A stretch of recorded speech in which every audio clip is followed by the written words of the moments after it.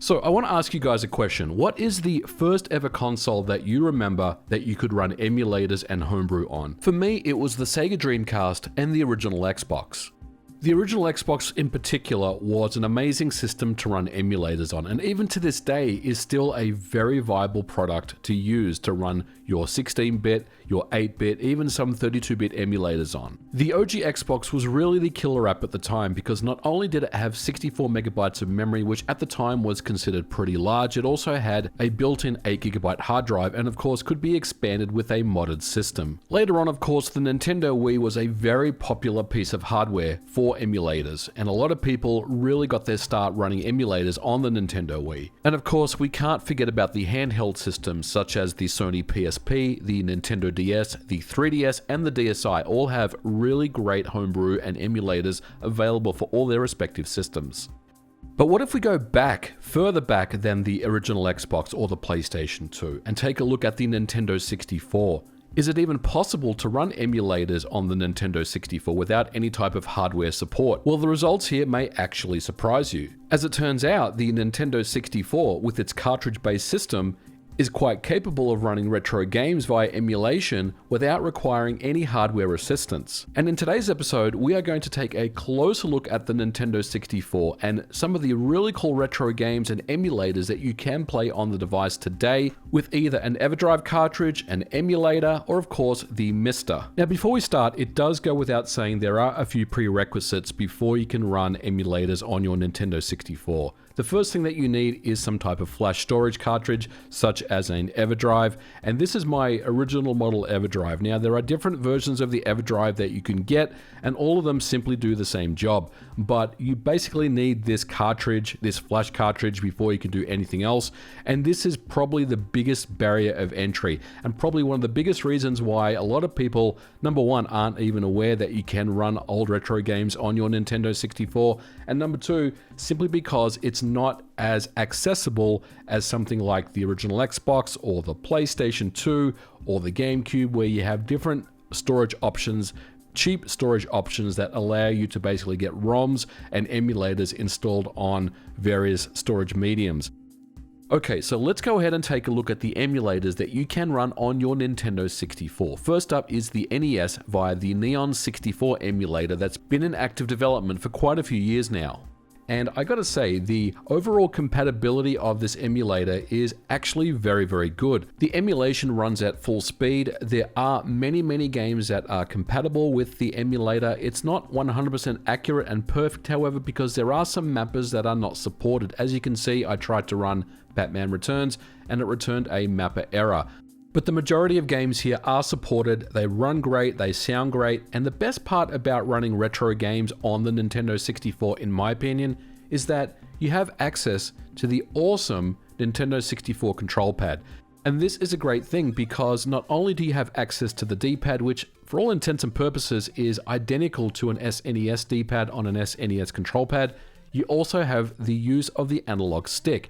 And if you have a N64 controller that's in good shape with a good analog stick, then overall you're going to get a great experience here. With a CRT television like you're watching here, the overall experience is very good. So I definitely recommend the Neon 64 emulator. And one of the really great things about the EverDrive cartridge is, depending on the version of the EverDrive that you have, you can simply just install your NES ROMs in a particular folder here, and you can just launch them directly, and that will load up the Neon 64 core and then run the ROM that you've selected. Now, one thing I should mention about the Neon 64 emulator is that it does not support save states, but it does allow for battery saves on the games that actually support it. So keep this in mind if you are wanting to have save states. They are simply not available, at least in this iteration of the emulator, which is the latest version that I've downloaded here. Alright, so NES, it's not that surprising that we're running NES games on the Nintendo 64. After all, we're talking about an 8-bit versus 64-bit system with enough power to run and emulate an NES. But what about the Super NES or the Super Nintendo? Well, there's also an emulator for that, and it's called Sodium 64, and I gotta say, I've been playing around with Sodium 64 for the last few days, and I am very impressed with what we're seeing here. Back in the days of the Sega Dreamcast, there was not a full-speed Super Nintendo emulator that existed. There was the Dream SNES emulator that ran pretty well, but overall, there wasn't anything that could really handle the Super Nintendo.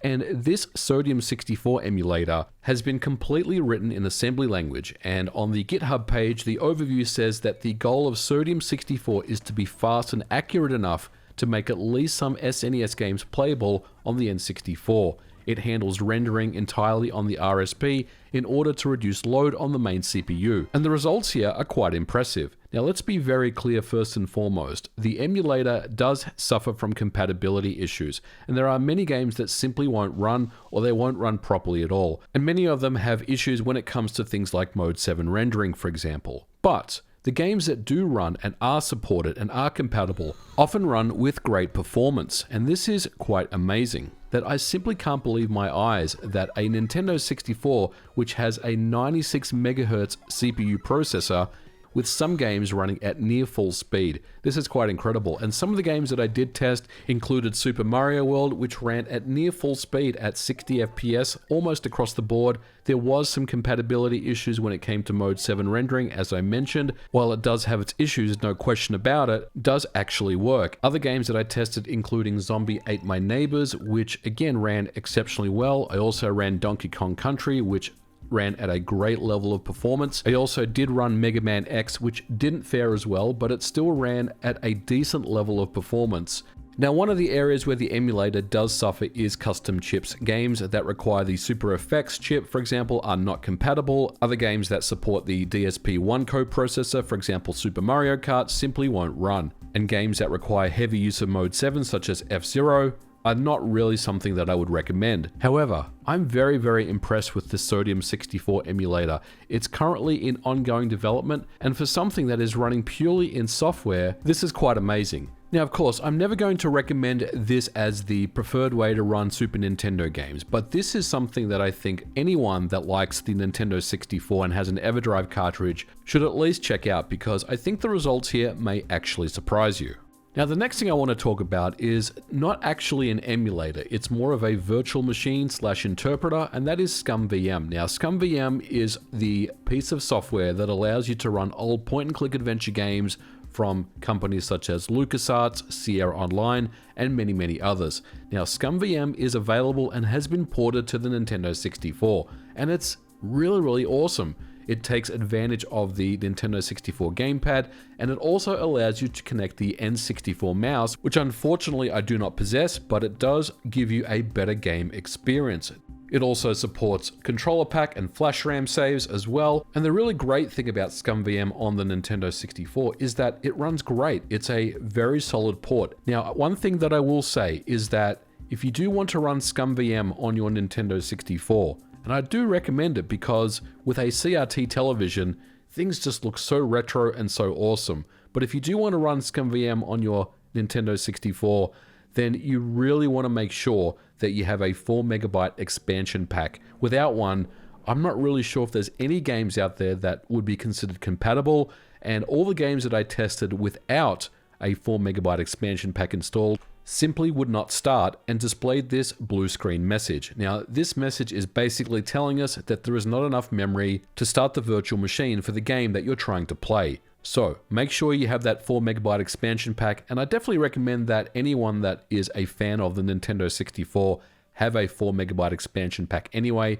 because they are something that you just really want to have, even if you're not interested in playing old retro games. But get that 4 MB expansion pack and check out SCUMMVM, because I think this is a really cool piece of homebrew, and definitely something that really complements the already awesome and amazing retro games that you can play on the Nintendo 64. Next up is Game Boy and Game Boy Color emulation via GB64. Now, GB64 is a very impressive emulator that runs Game Boy and Game Boy Color games, and I will say that if you do want to run Game Boy games on your Nintendo 64, you'll have to convert your ROMs to a particular format that the emulator understands. And essentially what we're doing here is embedding the emulator and the ROM together as a simple N64 ROM package, which can then be loaded in via your EverDrive cartridge. Now, there is a particular website that you need to go to in order to convert your ROMs to this N64 format. And of course, I'll leave a link to that in the description below. But overall, the emulation quality is very, very good. This is an impressive Game Boy emulator that runs many games that I threw at it. And I will say that one of the things that I did notice quite early on is that not only are there options that you can use to change the colors on the DMG or the original Game Boy games, you can select different color palettes for not only the sprites, the backgrounds, as well as the different object layers. This is really awesome because you can basically get a nice looking set of colors depending on the display that you have. And also, Game Boy Color games are supported as well. And this is a very compatible emulator that runs many Game Boy and Game Boy Color games. One thing that I did notice, however, and I'll be very clear on, is that while we are running at full speed on the Game Boy games, many games that I tested didn't have any issues with performance. On the Game Boy Color, things are a little bit different. One of the games that I tested on the Game Boy Color was Shantae, which is considered to be one of those Game Boy Color games that does push the hardware. And one of the things I quickly noticed with Game Boy Color is that it seems like it's introducing some type of frame skip. Now, I'm not sure if this is auto frame skip where the performance has decreased significantly enough and a auto frame skip has just basically taken over. But for the Game Boy Color games that I tested, I didn't see the amount of smooth scrolling that you normally would see. And when you compare it to Game Boy original games, there's definitely some frame skipping going on here. But overall, things are really good here. The other thing I do want to talk about is the sound quality. It's not perfect. There's definitely some issues when it comes to the noise channel. And you'll definitely notice this when there are games that have a lot of sound effects which require the noise channel. But I will say this is not something that really detracts from the overall emulation. It doesn't get annoying or anything like that. It still sounds quite faithful to the original hardware. And overall, on my old school CRT here, as you can see, things look fantastic. Now, it was about 2 or 3 years ago where I did cover GoldenEye 007. And the particular reason for doing that was there was a hidden Sinclair Spectrum emulator that was found within the ROM itself. Now, this particular emulator is baked in with 8 rare titles, which was known as Ultimate Play the Game back in the day. And we're talking about classics such as Saberwolf, Attic Attack, Jetpack, Alienate, Night Law. These are very well known if you're familiar with the 8-bit retro scene in the UK back in the 80s. And to be very clear, while you can't access the Sinclair ZX Spectrum emulator on the retail version of GoldenEye 007, what you can do is patch the ROM and make it accessible. And this is exactly what I did in my previous episode. So I don't want to reiterate what I talked about a couple of years ago, but I did want to mention the GoldenEye 007 having the Sinclair ZX Spectrum emulator built in, because number one, it is an emulator, it is retro games, and because the emulation itself is quite good. Now, the last emulator that I did want to talk about is MAME. There is a very early version of MAME that has been pre-compiled with about 40 or so games from the 80s, and we're talking the very early onset of arcade releases. We're talking games such as Pac-Man, Donkey Kong, Galaga, Galaxian, those types of games. Now, this particular MAME release is very old, and you are going to get issues with performance, you are going to get frame rate drops, but it does try to do its best to have a frame skip in place. And I think the biggest thing about this is that it's not really more of a proof of concept or a curiosity at this point than anything else. But if you do want to play some very simple arcade games, then this will actually get the job done for you. I was playing Galaga with this particular build, and it runs okay. I also tested a couple of other games such as Bomb Jack and Kung Fu Master. I do think that this is, more of a passing curiosity than anything else, but it wouldn't really be an episode of talking about playing old retro games if we didn't talk about MAME. And there is a version of MAME running on the Nintendo 64. Now, there was one more emulator that I did try, and that was the Ultra MSX Emulator by Marit Fazula. Now, this emulator emulates the MSX home computer from the 80s, and if you are familiar with the MSX, this may be of interest to you. However, I will say the compatibility of this emulator is very, very low, and there is basically a method where you need to patch the executable with the ROM, very similar to the way we did with the Game Boy games that we talked about previously. But in my experience, not many games actually run. I could only get one game to run, that was Salamander. And many of the games that I tried simply didn't work. Now, I'm not sure if this is a user error, but at the end of the day, this emulator is very, very old. It was kind of developed in the year 2000.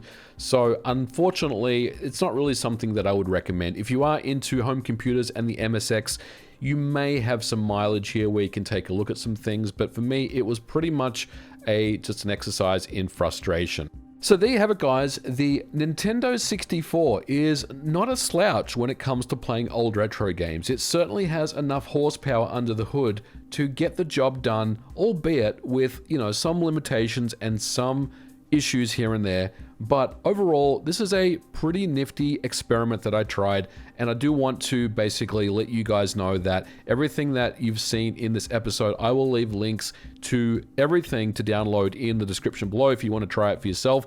But if you do have an N64, you have an EverDrive cartridge and a 4 MB expansion if you are wanting to run SCUMMVM games, then check out all these emulators and get retro with the Nintendo 64 because it is a lot better than I actually thought it would be. We're going to leave it here for today's episode, guys. Thank you so much for watching. If you liked it, please don't forget to leave me a thumbs up, put a like on it, and I'll catch you guys in the next one. Bye for now.